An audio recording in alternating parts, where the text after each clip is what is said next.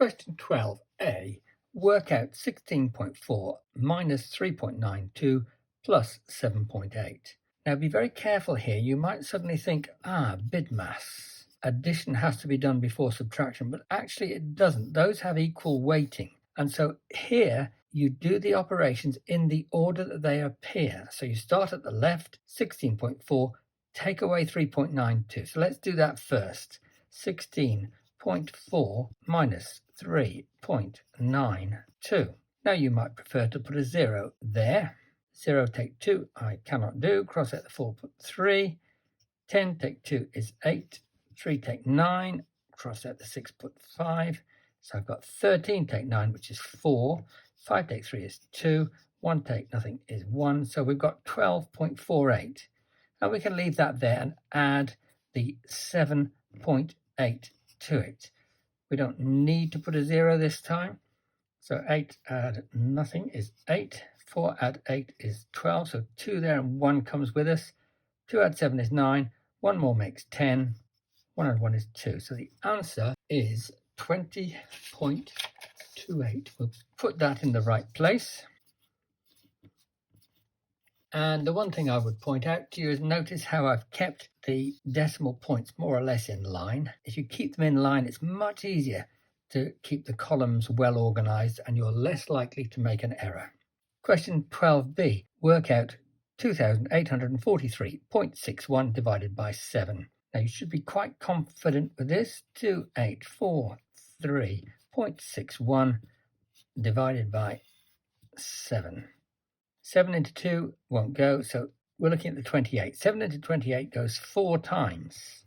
Exactly, so there's nothing left to come with us to that 4. 7 into that 4 then goes 0, but that 4 comes with us to make 43.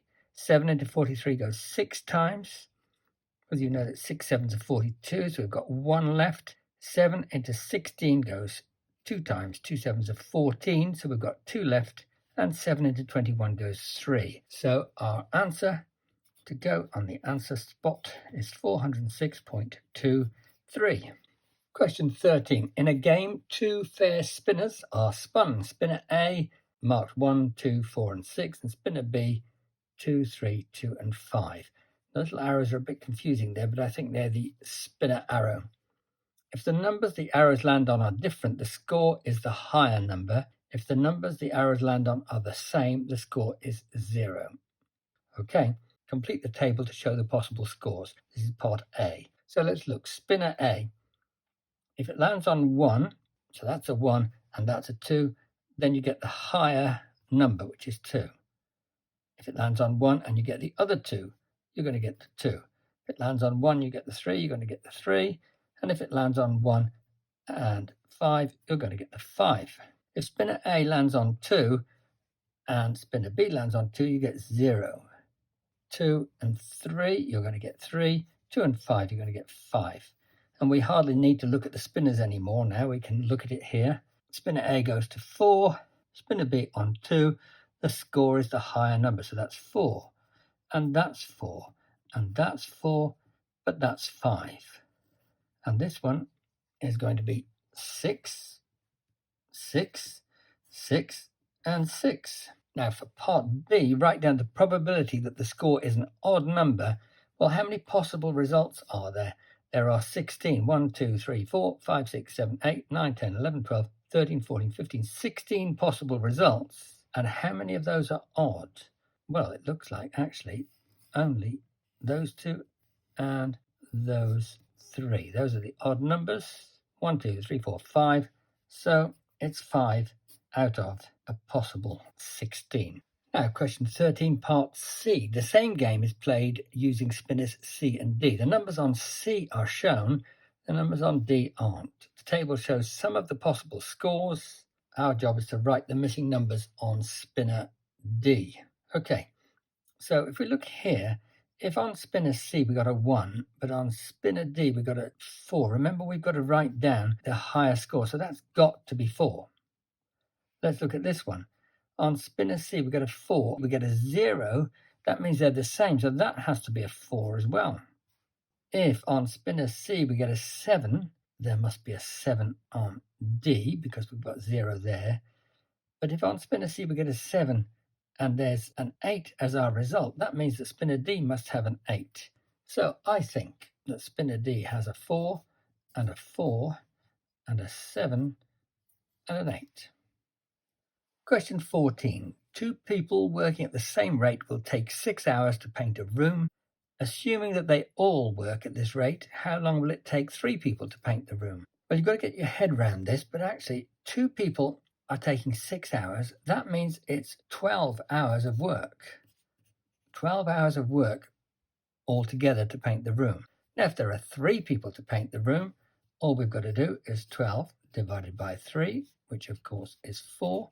It's going to take 4 hours to paint the same room at the same rate. In fact, the third person works at a faster rate. How does this affect the time to paint the room?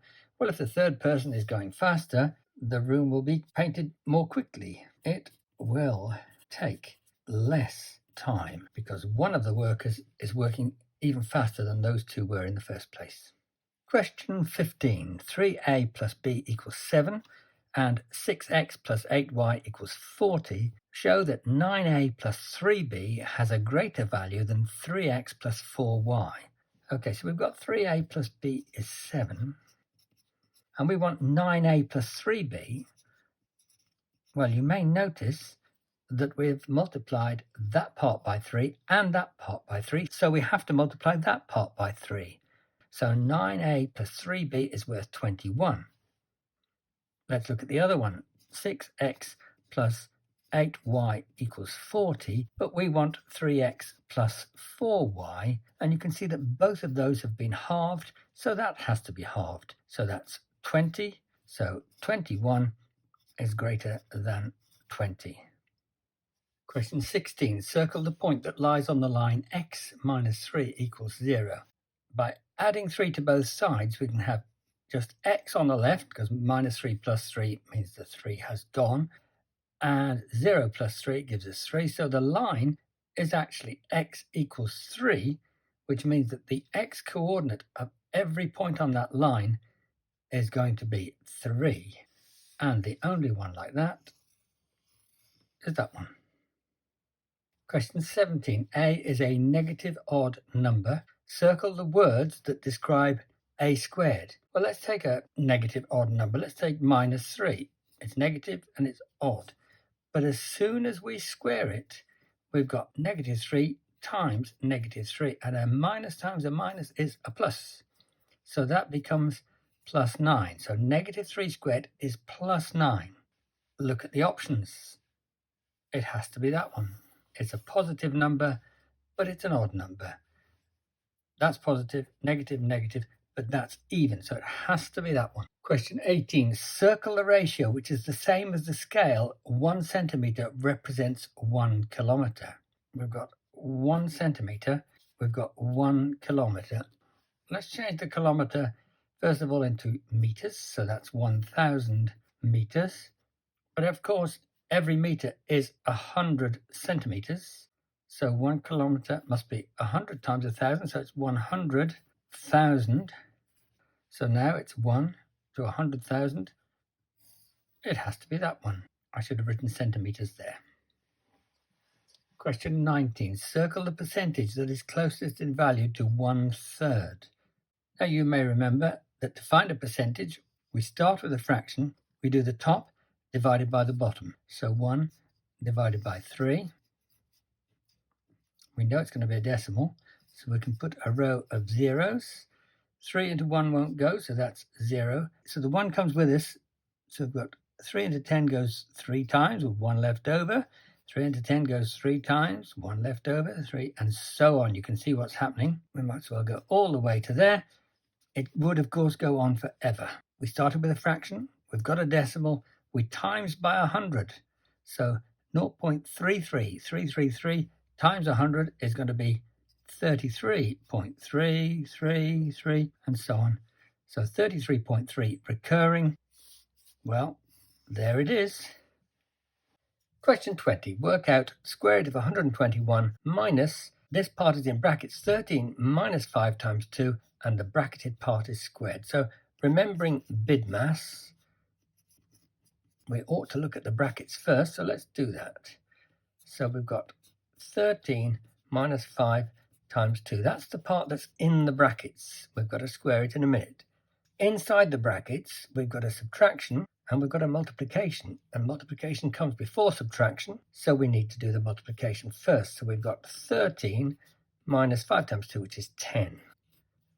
Remember, this is all squared. We'll put the squared sign in. 13 take 10 is 3, so we've got 3 squared, and 3 squared is 9.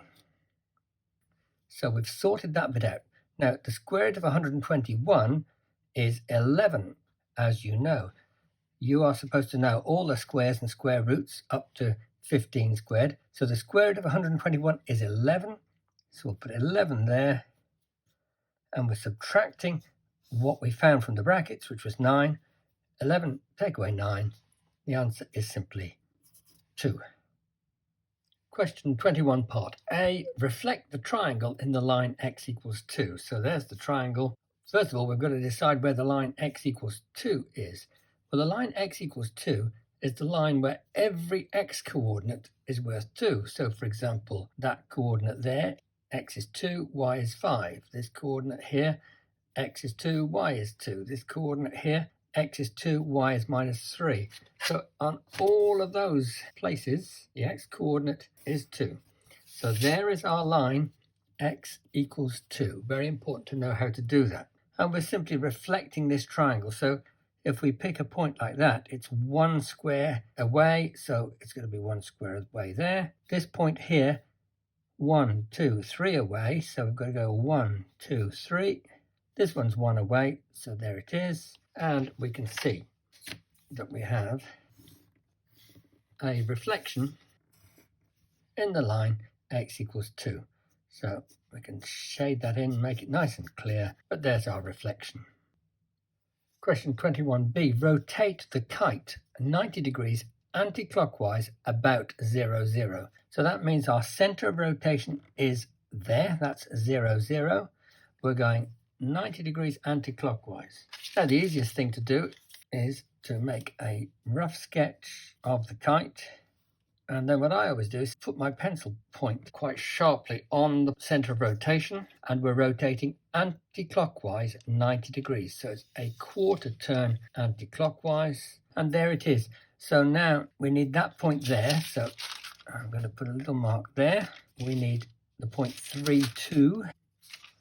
We need the point 3, negative 2, and we need the point 4, 0. So that's it there.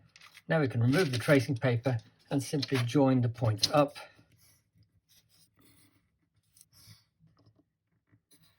And just check it. Does it still look the same shape? Yes, it does. Let's shade it in, make it nice and clear. There we are.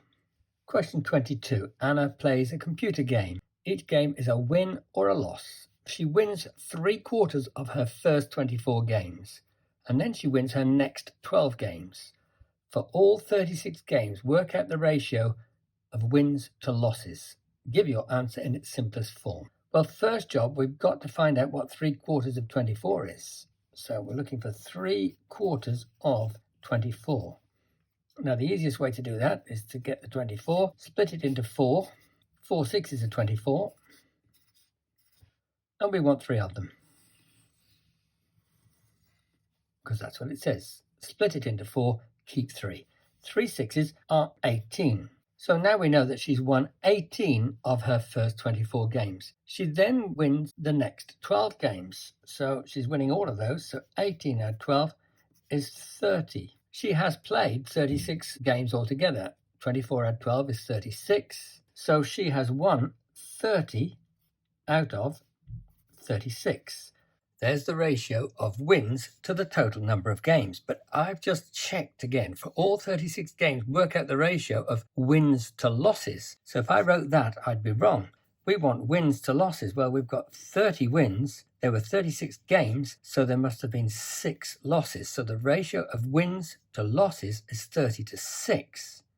Both of those are multiples of 6, of course. 5 6s make 30, and 1 6 is 6. So the ratio that we need, the ratio of wins to losses, is 5 to 1.